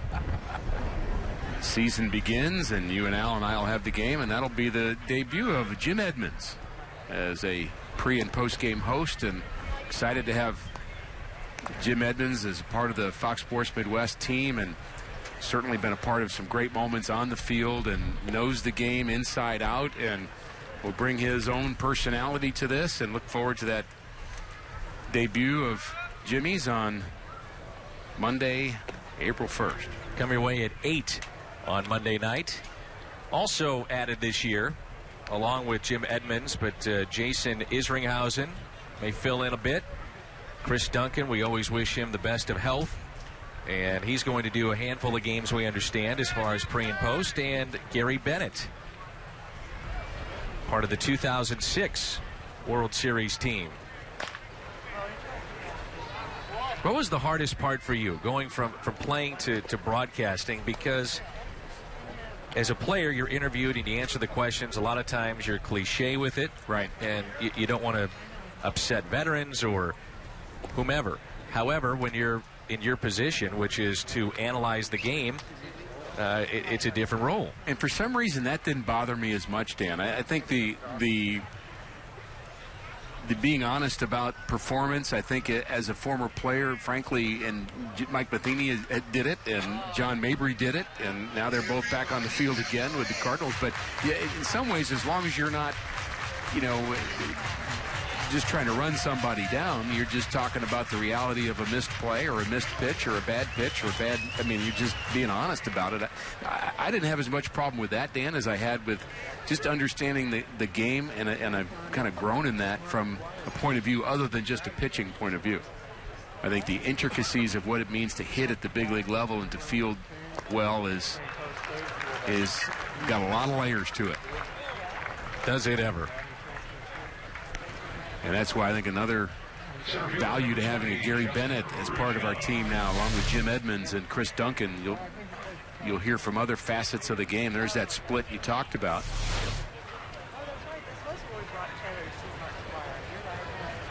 And you get an ex-pitcher and an ex-hitter to talk about the game just casually. And it was John Mabry and I at the cage yesterday talking about it.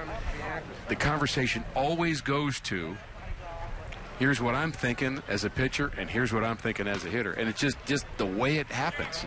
We were talking about Taveras, and I said, well, Taveras to me has good discipline at the plate because he doesn't reach out and doesn't try to kind of swing at pitches he can't hit. And from a pitcher's point of view, that concerns me. He's not a guy that I can kind of play around with and have him get himself out. He says, well, there you go, being a pitcher again. I mean, that's just the way you look at the game and that interaction between pitcher and hitter. And so I think we're going to have a lot of balance on our pre- and post-game staff this year, and look forward to it. Reggiano at the plate. Example of what you're talking about. I'm watching Matt Carpenter with a runner at first, new pitcher in Mojica, and he keeps staring at Jose Oquendo for placement. Oh, yeah. And where to go. Carpenter, no errors at second base this spring. 1 ball and 2 strikes. And we mentioned it earlier this week, Dan, but I know you were listening to me when I said it. What did Jose Oquendo tell Matt Carpenter is the hardest play for a second baseman to make? The next one. The next one, after an error. So I guess we don't know what that's like yet, neither does he. But eventually it will happen. And eventually somebody's going to try to take him out at second base on a double play. You know, Daniel Murphy of the Mets had that issue and tore up his knee, and that's, you know, I know last year when Mike Matheny tried this out in a game and Carpenter said he hadn't done it since Little League, that really is a risk that you run, playing a guy out of position and making sure, though, that you try to put him in a position that he's never going to be injured.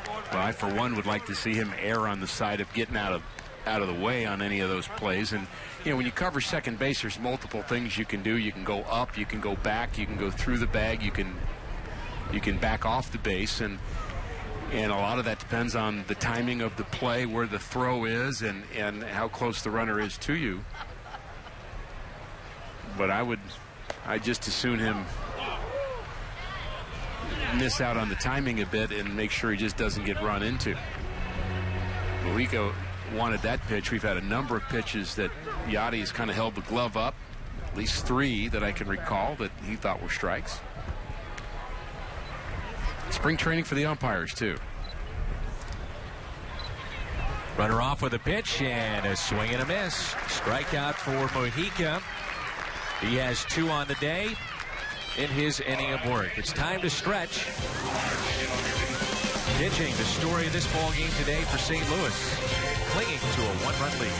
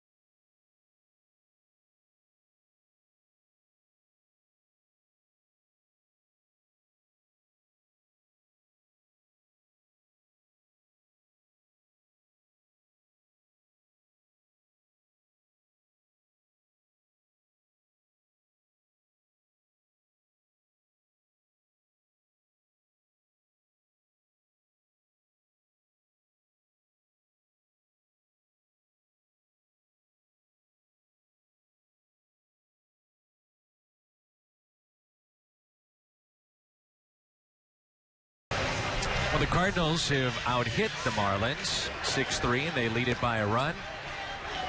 MLB.com at-bat app. Follow the Cardinals with MLB.com at-bat for iPhone, iPad, Android. Text at-bat to 31826 or visit Cardinals.com for information.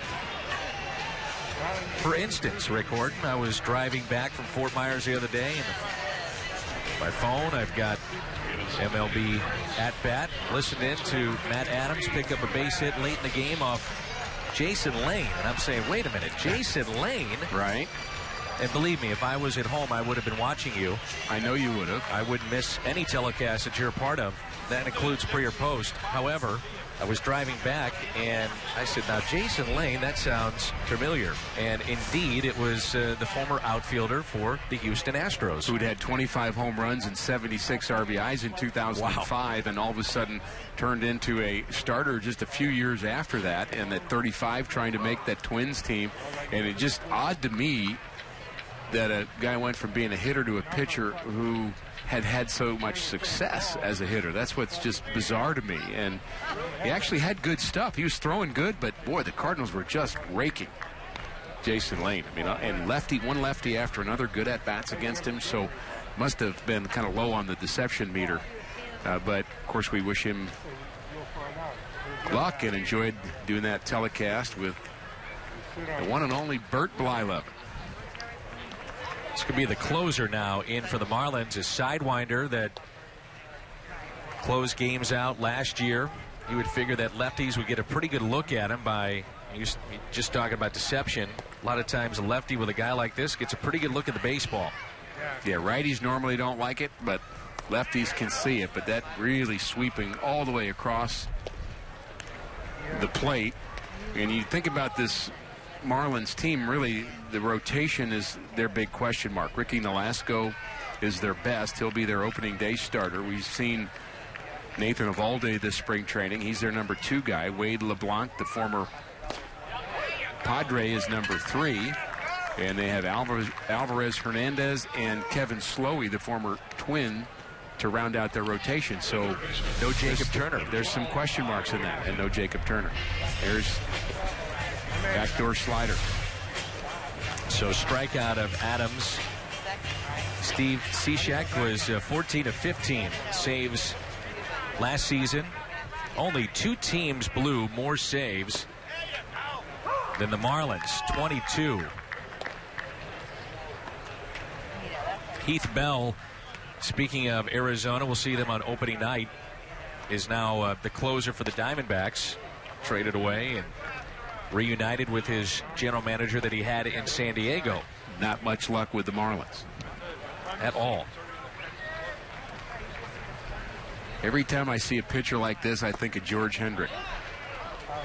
George was, oh my goodness, a funny teammate and a fun teammate. One of the best. I mean, fans wouldn't know that, would they? Oh my goodness! If you knew George Hendrick, you love him. That's as simple as that. He's still coaching with Tampa in the American League, but good at bat for Wigginton.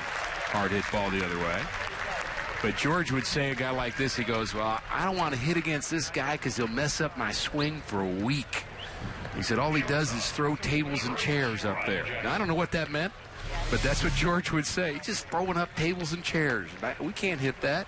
I still don't know what that means, but that was a George Hendrick line. Tables and chairs. That's what I'm just telling you. He was a veteran. I didn't want to question him. Right. I didn't want any. He was George Hendrick saying that. So you just be quiet and do your thing, right? Yeah. Silent Rick. Uh-huh. Silent George. Must have been my blazing speed. And he was not silent ever. In fact, George's best thing to do would be, he was as good a pot stirrer as anybody that he'd actually go in the middle of the clubhouse, and he'd walk up to somebody and he'd say, hey, that guy said something about you. Then go to the other guy and talk about him. And his favorite thing to say is, I don't want to say anything, but somebody said. And he said, I'm not going to tell you who that is, but his number was between 48 and 50. Would you start walking away then? And then you'd know you were all of a sudden the center of it. George would just kind of stand back and let the argument go. It was his favorite thing to do. Here's a 1-0 pitch. Driven out to deep left center field. And on the move and making the catch with tremendous speed, Juan Pierre at the backtrack. His steps. He rounded second base, the pinch runner for Ty Wigginton. Ryan Jackson had 2 hits yesterday, Dan, but I like his at-bats today better than yesterday. He's driving the ball with a little more authority, and he hits this ball right on the screws. Just stays up in the gap in left center field, and that forces the pinch runner to retrace his steps. He needs to step on the base on his return trip. It's Tyler Ramatula. We saw him play the other day. Tyler Ramatula.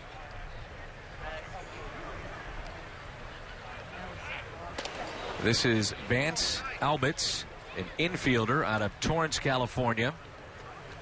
Signed as a non-drafted free agent back in 2011. Appeared in 13 games last year with Memphis. And in those 13 games, he had .295. In 25 games at Springfield, hit .109.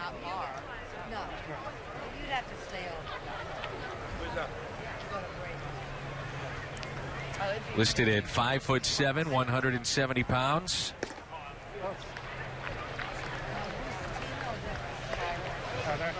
He had John Roush in earlier at 6'8". That would have been something. Yeah. And Vance Albitz, 5'7". Nothing in 2 the count.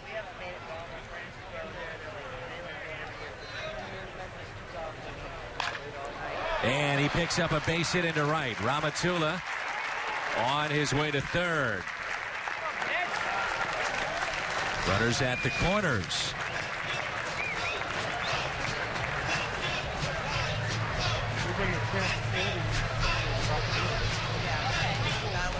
Batting left fielder, number 96, Tommy Pham.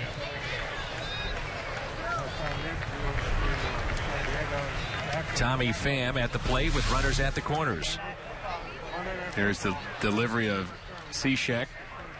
Low 3/4. The slider got to be tough to pick up from a right-hander, but Albitz has a memory here.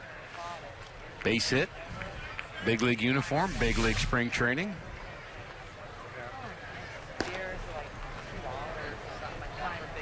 So Ramatula, the runner at third, Albitz, the runner at first, and Tommy Pham at the plate. And I've never said that sentence before. Yeah, you didn't have to worry about grounding. It's over now. Plus, you can take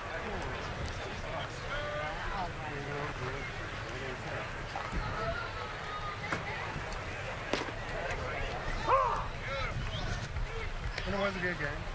We go see the Rays, and we stay in a nice place, but there's a city bus goes. And they take you to the game and back. You don't even have to worry about the auto. 1 ball, 1 strike. Don't have to worry about. Good to see the voice of the Cardinals, Mike Shannon, back on the radio side. He'll work with John Rooney, Cam Wex, and the Cardinals radio network. You're going to be doing some radio work this year with Al, right? Well, both of us are going to fill in sometimes for Mike on the road. And, you know, Mike is just such an institution. And I see a lot of energy with Mike Shannon. He just is still excited about this club, the organization. We had some events early on in spring training. And boy, he was in rare form. He went off one day telling some stories. He was actually telling 5 stories at one time, Dan. I mean, they all were interwoven and in classic Mike Shannon fashion. He's such a treat to be around, and I think he's got a lot of energy for this season.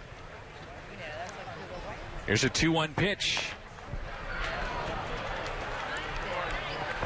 A flip to get Tommy Pham through 7, and it's 1-0 St. Louis.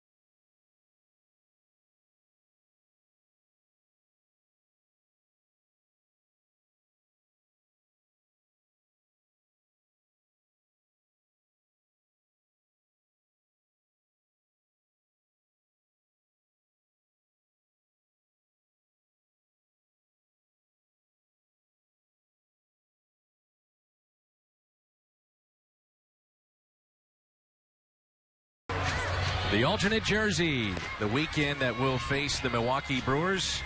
Here's a look at that jersey. It's presented by Lumiere Place Casino and Hotels. It's April 13th, a Saturday. Milwaukee in town, 25,000 fans, 21 and older take home that jersey. And a chance for those fans that are in attendance to see a little history, too, as the Cardinals wear that uniform for the first time. And primarily it'll be worn on Saturdays as Trevor Rosenthal takes over for the Cardinals. 12 1/3 this spring. 11 strikeouts for the hard-throwing right-hander. And this may be the way it's positioned this season for Mike Matheny. With the loss of Jason Mott, you've got Boggs in the 9th. You may just slot Rosenthal in the 8th, Boggs' old spot, and keep Mahika in the 7th. Well, Mahika was so successful in that 7th inning for the Cardinals a year ago, and I don't think there's any doubt that people believe that Rosenthal could be the 8th inning guy to replace Mitchell Boggs for the time being. And Rosenthal with a lot of success a year ago. Last time out here was a little off with his mechanics, but 11 strikeouts in 12 innings. He's a guy that can pile up the strikeouts, and often that 8th inning guy, Dan, is often pitching to very key moments of a ball game. I mean, maybe the middle of the order, maybe where strikeouts are important in that 8th inning. You need to have somebody with a power arm, and that certainly defines Trevor Rosenthal. Mike in South County likes to see that. Catch made by Chambers. Talked to Trevor before the game today, Rick. He's 22 years old, married, baby on the way. It's like you're talking to a 15-year vet, and everything that he's doing, he does it with a smile. You know, he's excited about the opportunity, doesn't take it for granted, listens to the veterans, and the upside with him is just tremendous. We've seen him hit 100 on the gun down here. That last pitch at 93. I never been down there. He also worked very hard in the offseason, conditioning. Put on 15 pounds of muscle. And, you know, again, we've said that story how many times now with 5 or 6 different guys. The strength that they've added. Adrian Chambers is stronger. Pete Kozma definitely stronger in the upper body than a year ago. And guys have really taken to the system of saying, look, this is a 12-month-a-year job. Slicing near the line, and the catch made by Oscar Taveras. Once the games are over, the work doesn't stop. You've got to make sure you condition yourself strength-wise to get ready for the year that follows. I'd say most players, Dan, take 6 weeks off, 4 to 6 weeks. Try not to do too much. I mean, you might run a little, you might lift a little, but nothing crazy. But you can't take more than 6 weeks off without kind of hitting it hard again with weights and conditioning, and then typically start throwing. Some will start in December, others in January, kind of playing catch, but pitchers will start around the same time. But I think the key now is that guys come to spring training ready to compete on day one of the games. Former Rookie of the Year, Chris Coughlin at the plate. Really good movement on that pitch. Late action at 88 miles an hour. The previous pitch was 97. How about the impact of Chris Carpenter? Mentioned earlier this morning by Adam Wainwright as a mentor, a guy that really helped him. And Rosenthal worked out with Carpenter all offseason at Busch Stadium in St. Louis, and has talked about incorporating the cutter here and there that Chris tried to teach him. That last pitch at 98, and he's way out in front of that pitch. It's now 2-2. Rosenthal has kind of a quick start to his delivery, and if anything that you look for with him is to make sure it's not too quick. And you know, it's a little bit like a backswing in golf. Is you don't really need to have that kind of violent jerk movement back. Really, it all comes from there. Once you get moving towards home plate, where that's when you need to explode. So, you know, the early movement doesn't really make much difference. That's just getting you started. But really not a lot of complication in his delivery. You wouldn't think he would ever stray very far from it. Shallow left center. Catch made by Chambers. The Cardinals pitching staff, only 3 hits allowed.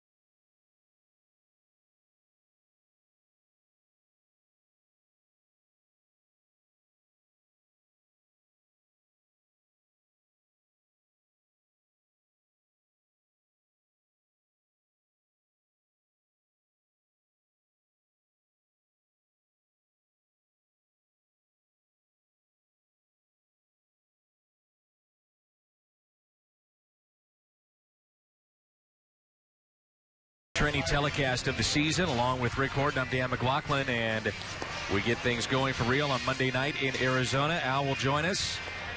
Jim Edmonds will be on the pre- and post-game show, pitching the name of the game, and that has been the story today with our Budweiser player of the game, the starter, Lance Lynn. Lance Lynn, very strong, just 2 hits in his 6 innings of work, no walks, 5 strikeouts. Again, a very solid fastball, but we liked his slider today as well as his changeup, so a good outing. Getting him ready for the season for Lance Lynn, but Mujica and Rosenthal also with good innings behind him. Only 3 Marlins hits here today, and this game a little bit different feel than some of the other games we've had in spring training that have been high scoring. This feeling like maybe an in-season game with a little strategy involved. The Cardinals moving a runner over via the bunt in the first inning is really the difference. Good fundamental baseball by Matt Carpenter, who bats here in the 8th. Mike Dunn, one of the lefties out of the bullpen for the Marlins this year.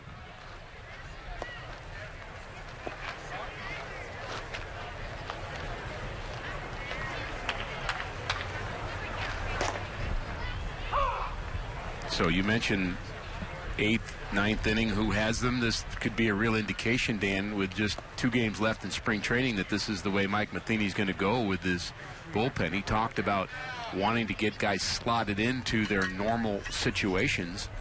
Mitchell Boggs getting loose. He'll have the 9th, but we saw Mujica pitch his kind of normal 7th inning, and then Trevor Rosenthal came in the 8th, so that could be the way it's going to line up. Of course, the lefties will be used situationally from there. Randy Choate and Mark Zepchinski. Mitchell Boggs, last time out was against Minnesota in that game that you did with the Twins broadcasters, one of them being a Hall of Famer in Bert Blyleven.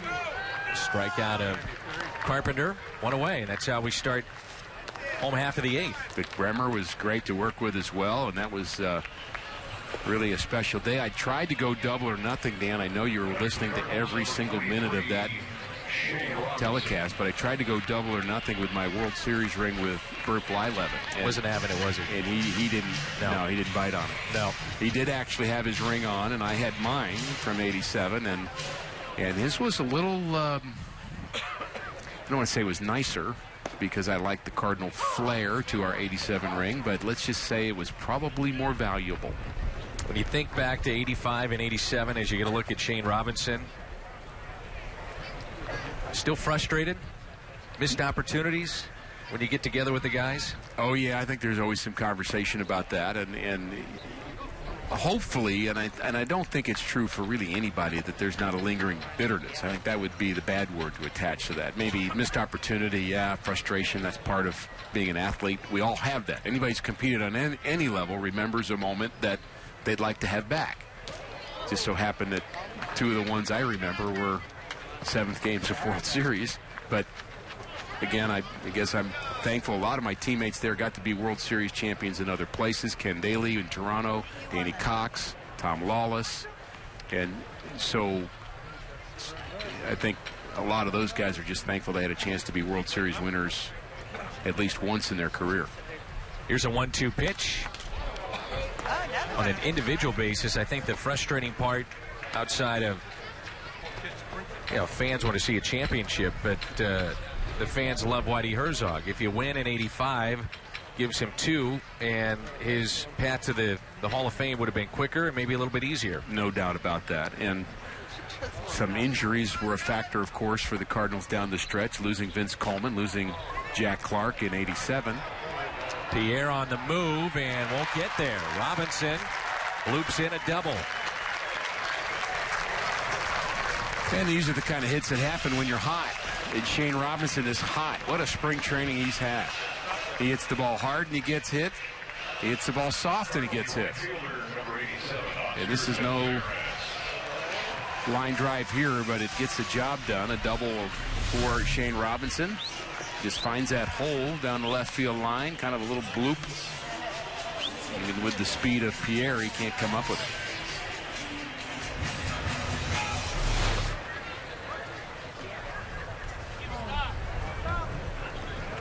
One out and a runner at second base. Oscar Taveras signed the age of 16 is a raw talent. I think you could say that he's still a raw talent, but yet an incredible talent.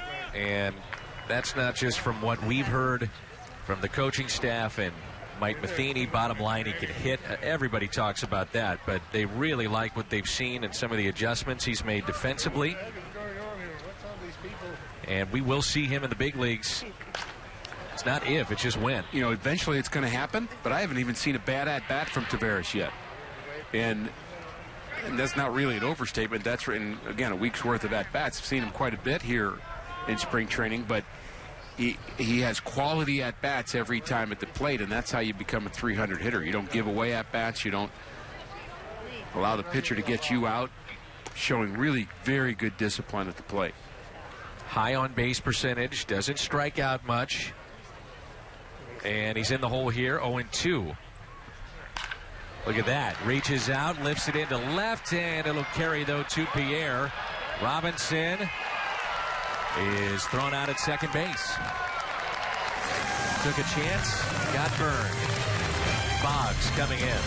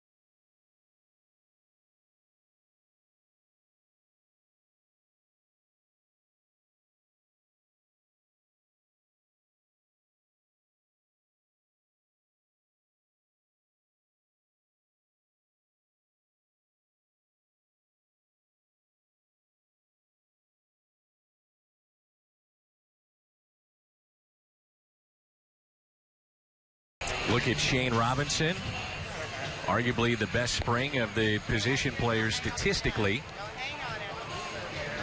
Versatility that he gives Mike Matheny by having a chance to play all over the outfield.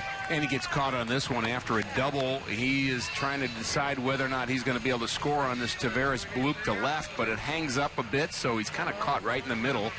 But kind of worth taking the chance. The Cardinals with a one-run lead. If that ball drops, the only way for him to score is to take that chance. So he knew he was risking a double play, but in a close game, 1-0 game, not a bad risk to take. Mitchell Boggs has had a good spring, and he is now the Cardinal closer. Molina getting his shortstop in position with Juan Pierre at the plate. Moved him a little bit more towards the second base bag. So it's Pierre to lead this off, and then we'll see the top of the lineup, including Pierre, here in this ninth inning. Big gap in right center. Pierre puts it on the ground to the right side. Adams steps on the bag for the out. You know, Dan, we're seeing 9 innings of Yadier Molina behind the plate today, and we're seeing the Cardinals pitching staff dominate, and I'm not so sure those two points aren't related. The fact that Yadi is back and in camp, and of course he's been back now a week or so, but he's been behind the plate this entire game.